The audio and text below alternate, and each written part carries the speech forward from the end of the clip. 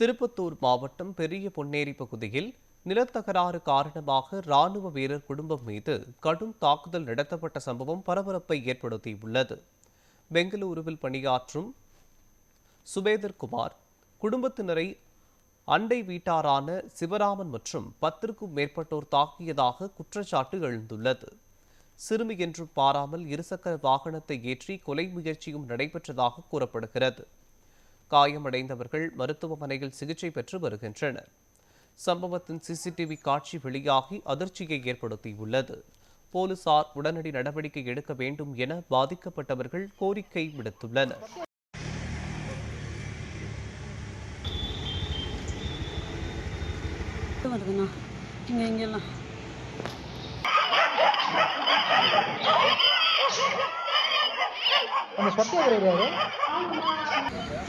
பாருங்க வாமா அந்த இடம் சொல்ல காட்டும் செவரை உடைச்சாங்க சார். என் செவரை உடைச்சிட்டு